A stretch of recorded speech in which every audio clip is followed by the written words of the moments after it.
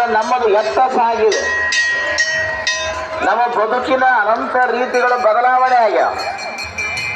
ತಾವುಗಳೆಲ್ಲ ನೋಡ್ತೀರಿ, ಇವತ್ತಿನ ಜಗತ್ತು ಅದಾವ ರೂಪದೊಳಗೆ ಹೊರಟತಿ. ಒಬ್ಬ ಮಹಾಜ್ಞಾನಿ ಹೇಳ್ತಾನೆ, ಓಡುತ್ತಿದೆ ಮುಂದೋಡುತ್ತಿದೆ, ಜಗದಾರಿ ತಪ್ಪಿ ಮುಂದೋಡುತ್ತಿದೆ. ನಾವು ಓಡ್ಲಿಕ್ಕತ್ತೀವಂತೆ, ಸುಮ್ಮನೆ ನಾವು ಮನ್ಯಾಗಿದ್ದಂಗೆ ಅನಿಸ್ತದ ಖರೆ, ಆದ್ರೆ ನಿಮ್ಮ ಶರೀರಗಳು ಓಡಂಗಿಲ್ಲ, ನಿಮ್ಮ ಮನಸ್ಸುಗಳು ಓಡಾಕತ್ತ. ಎಷ್ಟು ಮನಸ್ಸು ಓಡಾಕತ್ತತಿ ಅಂತ ಕೇಳಿದ್ರೆ ಇಲ್ಲಿ ಕೂತೀವಂದ್ರು ಕೂಡ ನಮ್ಮ ಮನಸ್ಸು ಎಲ್ಲೋ ಹೋಗೈತಿ, ಎಲ್ಲೋ ಓಡ್ತತಿ, ಏನೋ ಮಾಡ್ಲಿಕ್ಕತ್ತತಿ. ವೀರಭದ್ರೇಶ್ವರರ ಸನ್ನಿಧಾನಕ್ಕೆ ಬಂದಿರತಕ್ಕಂಥ ನಾವುಗಳು ಮನಸ್ಸು ಸಮಾಧಾನ ಐತಿ ಅಂತ ಕೇಳಿದ್ರೆ ಮನಸ್ಸಿನ ಸಮಾಧಾನ ಇಲ್ಲ. ಇವು ಎಲ್ಲವುಗಳು ಎದರ ಸಲುವಾಗಿ? ನಾವೆಲ್ಲ ಬಂದಿರುವಂತ ಕಾರ್ಯ ಯಾವುದು ಅಂತ ಕೇಳಿದ್ರೆ ಧರ್ಮ ಪರಿಪಾಲನೆ ಕಾಲವನ್ನ ನಾವು ಮಾಡಬೇಕಾಗಿತ್ತು.